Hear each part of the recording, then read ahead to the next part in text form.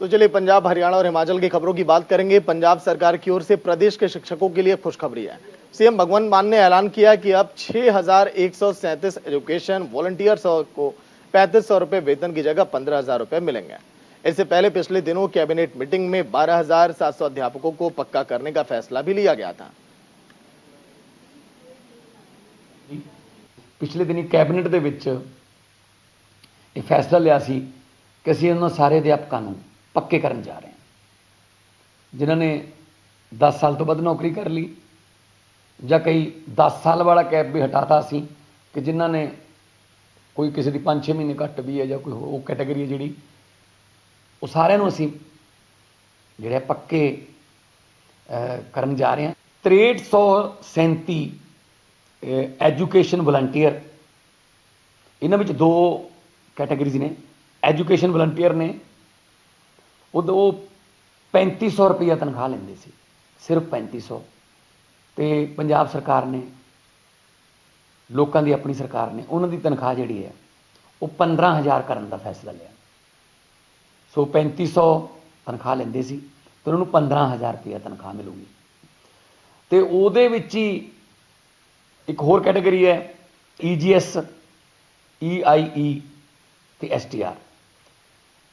ये जिहड़े टीचर सी ये 6,000 रुपया तनख्वाह लेंदे सी, तो इन्हां दी तनख्वाह जिहड़ी है वो 18,000 करने का फैसला लिया गया।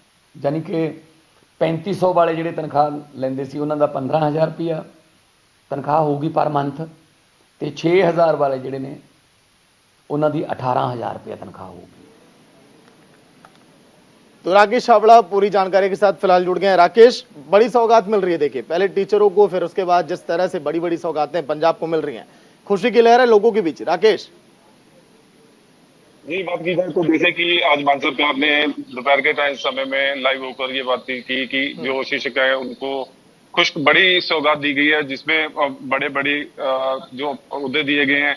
जिसमें अगर बात की जाए तो कुछ अध्यापक है जिसमें एजुकेशन वॉलंटियर हैं, 6,337 अहदे हैं जो उन्होंने दिए हैं। उसको लेकर पंजाब के वासियों में बड़ी खुशी है और भगवंत मान सरकार ने भी इस चीज का धन्यवाद किया है कि जो पहले पिछले समय में पिछली सरकारों में फाइट करते आ रहे थे। और अगर देखा जाए तो इनकी सरकार आने से पहले भी देखा गया था कि जगत का धरने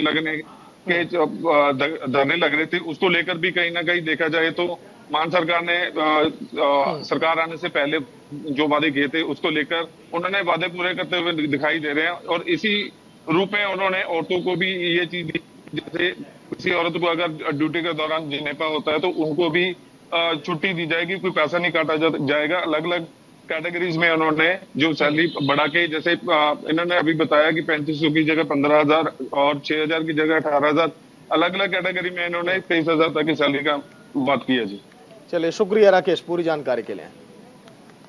वहीं पंजाब में आज रोडवेज का चक्का जाम है। तस्वीरें हम आपको दिखाएंगे जिस तरह से आज roadways PUNBUS contract worker union की कॉल पर ठेके पर काम कर रहे ड्राइवर कंडक्टर हड़ताल पर हैं। इसलिए पूरे प्रदेश में आज 6,000 पहिए लगभग थम गए। सीएम मान के साथ विभाग के MD के साथ मांगों को लेकर बैठक हुई और बैठक भी बेनतीजा निकली है। रात 12 बजे के बाद से बसों को बस अड्डों या फिर रोडवेज के डिपो में खड़ा कर दिया गया। कर्मचारी नेताओं का कहना है कि उन्हें पता है कि उनके इस कदम से लोगों को परेशानी होगी, लेकिन वो भी मजबूर हैं।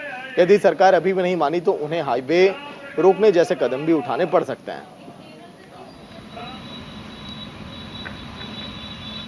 पहलों 10 साल अकाली बीजेपी सरकार रही, उस तो बाद 5 साल कांग्रेस लारे लागी, ते असीं बड़े जोर शोर नाल सोचिया सी भी शायद ये आंदे सी एक मौका सानू दो, असीं बदलाव करांगे।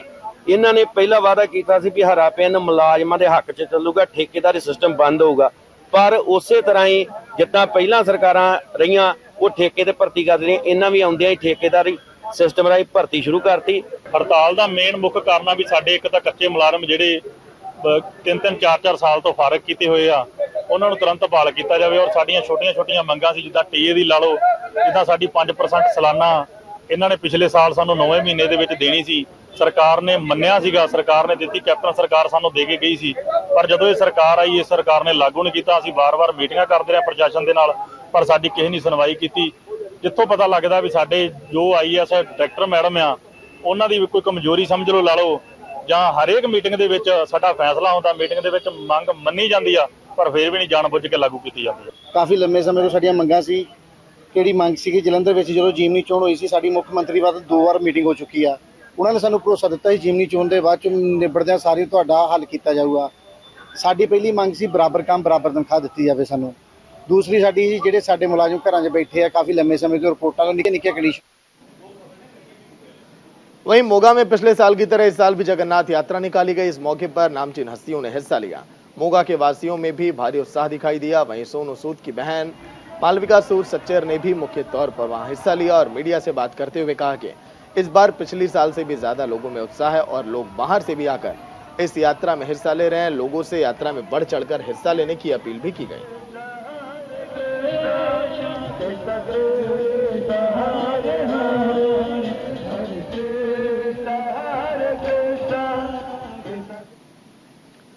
वहीं पंजाब के गुरदासपुर में एक प्रेमी ने अपनी प्रेमिका के घर पर आत्महत्या कर ली। दरअसल प्रेमी ने अपनी प्रेमिका को 5 लाख रुपए दिए थे, जिसे कई बार वापस मांगने पर भी जब प्रेमिका ने पैसे नहीं लौटाए तो प्रेमी ने जहर खाकर आत्महत्या कर ली।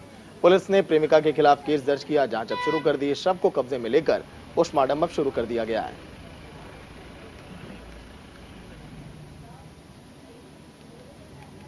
परमजीत को बसी गुरदासपुर हाजिर आए, जिन्होंने अपना बयान दिता, जिन्होंने बयान विच लिखाया कि उन्होंने दे पति बलविंदर सिंह सन ऑफ पाल सिंह बसी गुरदासपुर, उन्हों का जिहड़ा पुराना पिंड है चंडीगढ़ वादी है, जो उन्हों दी एक lady Baljit Kaur wife of Puran Singh Bassi Raipur नाल दोस्ती सी, जो दोस्ती होने कारण 2021 ਦੇ ਵਿੱਚ ਉਹਨਾਂ ਨੇ करीब 5 ਲੱਖ ਰੁਪਏ ਬਲਜੀਤ ਕੌਰ ਨੂੰ ਹੱਥੀਂ ਦਿੱਤੇ ਸੀ।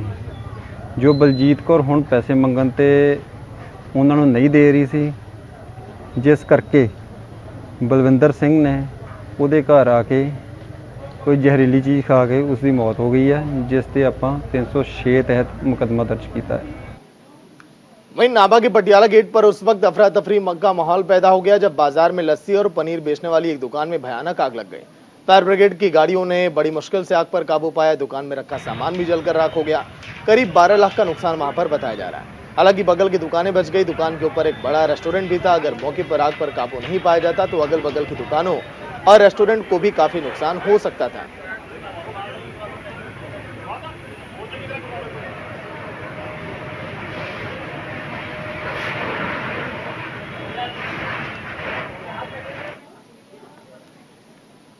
वहीं प्री मानसून की शुरुआत के साथ ही सब्जियों के दामों में भारी उछाल आ गया। सब्जियों के दाम अचानक आसमान पहुंचने लगे। गुरुग्राम में बारिश की वजह से बाजारों में टमाटर की आपूर्ति प्रभावित होने से कीमतें 80 रुपए प्रति किलोग्राम तक पहुंच गई। दुकानदारों ने कीमतों में बढ़ोतरी के लिए आपूर्ति की गई कमी और खराब होने वाली वस्तुओं पर मौसम की मार को जिम्मेदार अब ठहराया। लगातार बढ़ रहे सब्जियों के रेट ने आम आदमी का जीना दुश्वार कर दिया है। पिछले 15 दिनों में सब्जियों के भाव आसमान पर पहुंच गए। प्याज 30 रुपए किलो तो टमाटर 100 रुपए प्रति किलो तक पहुंच गया। इन दिनों कोई भी सब्जी लो तो 60 रुपए किलो के नीचे मिल नहीं रहा है। प्याज और टमाटर के लगातार भाव बढ़ने से सब्जियों के दामों में लगातार उछाल देखा जा रहा है। वहीं कांग्रेस पार्टी के पूर्व प्रदेश अध्यक्ष और आम आदमी पार्टी के नेता डॉक्टर अशोक तंवर ने कांग्रेस पर जमकर हमला बोला। उन्होंने कहा कि कांग्रेस पार्टी में ना अनुशासन है और ना ही आपसी सामंजस्य बचा है तो केवल षड्यंत्र ही षड्यंत्र। यही कारण है कि मेहनत करने वाले लोग पार्टी छोड़कर चले गए और कांग्रेस कमजोर होती चली गई। 24 में मुझे तो नहीं लगता कि कोई बदलाव, क्योंकि जहाँ आपस में लड़ते हो, जमीन पे काम ना करते हो, जहाँ षड्यंत्र चलते हो, तो ऐसे में जो मेहनत करने वाले लोग हैं उनको दरकिनार किया जाता हो, ऐसे में बहुत लोग तो छोड़ के आने वाले समय में मैं तो इतना ही बदलाव देख रहा हूँ कि ये जो कुनबा है ये और घटेगा, कांग्रेस और कमजोर होगी। वहीं साल 2024 के लोकसभा चुनाव के लिए बीजेपी ने तैयारियां अब शुरू कर दी हैं। पीएम मोदी ने भोपाल से देश भर के बूथ कार्यकर्ताओं को संबोधित किया। हिमाचल में भी इस कार्यक्रम का आयोजन किया गया। हिमाचल में बीजेपी की ओर से हर बूथ में यह कार्यक्रम सुना गया। कार्यक्रम में बीजेपी के राष्ट्रीय अध्यक्ष जेपी नड्डा भी शामिल हुए।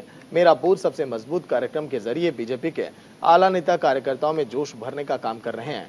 वहीं मंडी के सुंदर नगर में भी बीजेपी कार्यकर्ताओं ने वहां पर मौजूदगी अपनी जाहिर की।